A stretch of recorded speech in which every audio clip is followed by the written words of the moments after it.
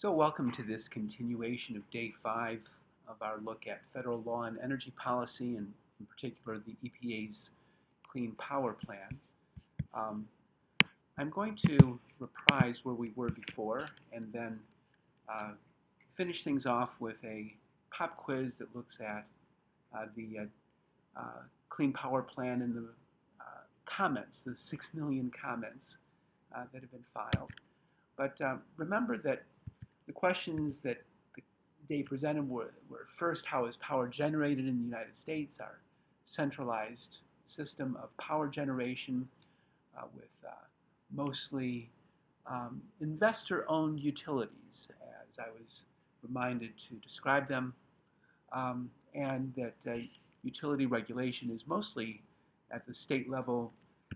Um, the Clean Power Plan has as its genesis the remarkable decision by the U.S. Supreme Court that greenhouse gases are in fact a pollutant, and the EPA is mandated to regulate them, at least with respect to vehicle emissions, but the concept also applies to the Clean Air Act.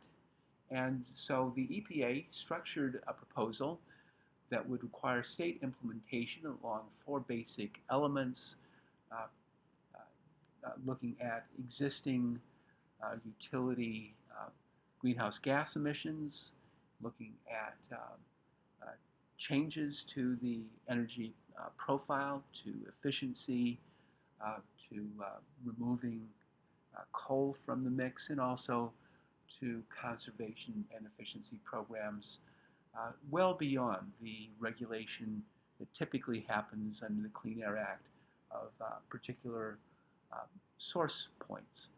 The EPA lays out a timetable, quite ambitious. Within just 18 months after the plan, states are to have implementation plans underway and to meet targets that progressively move along until a final target in 2030 of 30% greenhouse gas reductions by states based on their um, energy use, based on carbon intensity measures. So there's a big question of whether there's a legal basis for this Clean Power Plan. The EPA turns to Section 111D, a kind of cleanup section, and there has been a lot of controversy about whether that's beyond the EPA's rulemaking powers. There's also a question of whether the EPA adequately considered the costs and benefits of its plan, something that federal courts have recently um, honed in on. But in the end, time will tell, and experts beyond me will have their views about the legality of the Clean Power Plan. So today, I thought we should look at what the fallout has been. This is where we ended our uh, class a couple weeks ago. The industry response has actually been surprisingly mixed. A lot of industry participants, including the utility um, industry and specific utilities, have said we can live with this. We have some ideas for improvement. State regulators have also given a mixed response. Um, and already some state regulators are undertaking plans to become parts of regional efforts, even cap and trade efforts for compliance. The constitutional debate continues um, about the EPA's authority here, that is a regulatory agency to basically legislate. And I was planning on having you uh, finish your discussion, but I leave for your consideration a review of a comment letter submitted by former Senator Hagen. And the question for you is, would you join in this comment letter? So here we go. Back to the comments on the Clean Power Plan. 6 million were filed with the EPA. A lot of these were tag-along comments. I'm quite sure that as a member of the NRDC, I was asked to file comments. I usually change the wording dramatically, but use the ease of having an organization do the clicking for me. But here we go. I have 16 different questions in this quick pop quiz on the CPP comments and reactions, all of these drawn from the readings, the summary of those newsletters put together by the various Greenwire services. So true or false, the EPA is in uncharted territory by setting state emission levels rather than facility levels. That would be true. This is something that the EPA has not done in the past, regulate a whole state's emission levels. Which is not likely to happen because of the plan. States will create regional cap-and-trade systems. Congress will veto the rules without the president being involved. States will seek extensions of the Clean Power Plan deadlines. And what's unlikely here is a president or a congressional veto. The president, as we had discussed before, would have to be involved. And so 2/3 of both the House and the Senate have to get together to override the presidential veto, unlikely given the current Republican Democratic mix in those two bodies. So true or false, some states have sued the EPA claiming it has no power over existing power plants.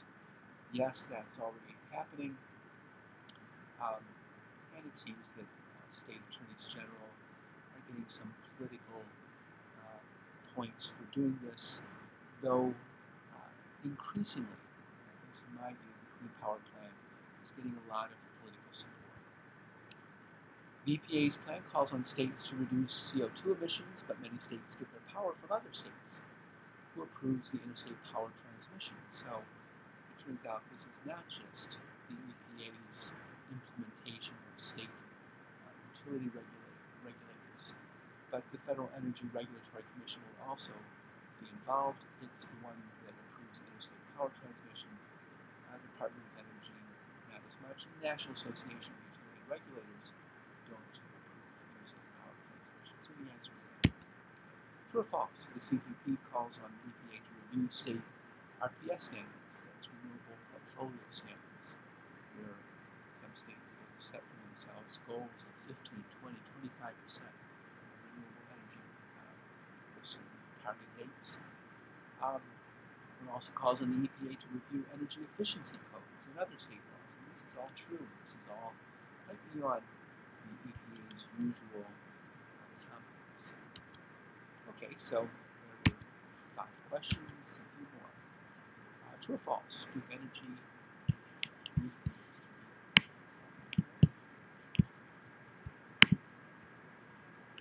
Duke Energy has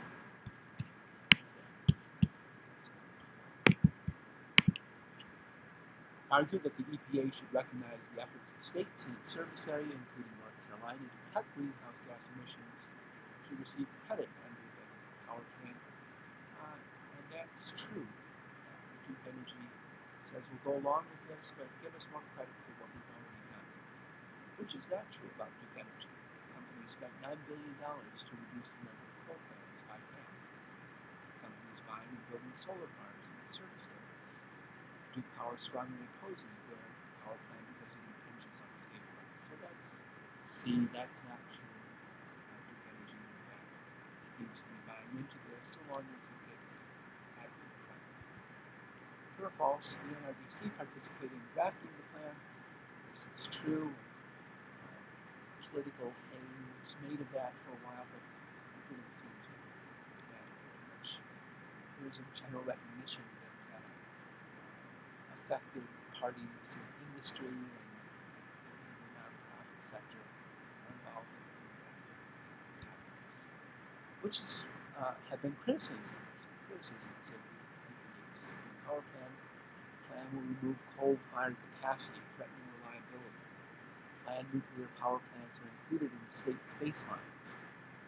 The plan is not as ambitious as renewable plans suggest. And grid capacity may be insufficient to move renewables from production areas to consumption areas. And these are all criticisms by various groups. You can almost hear which groups are behind each of these. The coal industry behind A, the utilities that have nuclear power plants like Duke Energy behind B, the NRDC and other environmental groups saying this is not ambitious enough, and grid capacity from the utility industry. True or false? Polls suggest the public is willing to pay more for electricity to lower greenhouse gas emissions. That's true, and we've talked in class about how much more a utility bill might be under the EPA's estimates than what the estimates capture all of the costs. Okay, so final 6 questions, true or false? The National Association of Regulatory Utility Commissioners opposes the EPA plan by including a state authority. Surprisingly, that's not true. The association is willing to work with the EPA on this and recognizes the significant latitude that the EPA is given to utility regulators. Industry groups have argued the plan will drive up power costs. The plan will force utilities to close some power plants. The plan will require implementation 18 months after state plans are submitted, and all of those things are arguments made by industry. All of them have some validity, it seems to me. The question is how the EPA answers in response to the comments. True or false? ALEC, the American Legislative Exchange Council, a conservative group that goes around the states getting legislation largely Republican-controlled state legislatures, want states to take the lead in greenhouse gas emissions without a federal mandate, and so you imagine that to be true or false. The EPA has delayed the Clean Power Plan so the agency can write model rules for the states. That is actually true. The EPA has said we're going to be postponing this until mid-summer 2015, and it's going to be helping states out writing utility rules, kind of a strange role. The U.S. Chamber of Commerce says most states say they won't meet the plan's interim goals. Most states say the 2012 greenhouse gas emission efforts should get credit. Most states question the plan's legality. Most states have concerns about prices and reliability. So those are the main arguments by the Chamber of Commerce. True or false? The NRDC believes that greenhouse gas emissions can be reduced by 44%, not 30%, at a slightly higher cost than the EPA's $7 billion per year. That's the NRDC's. So here's the U.S. Chamber of Commerce summary of all of the problems with Section 111 that lead to a careful reading and memorization. There's certainly one in the quiz.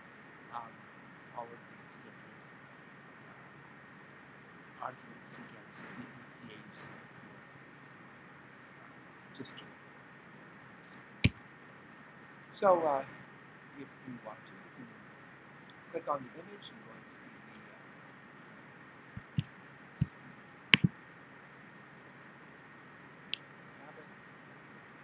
PDF of Senator Hagen's comments. Maybe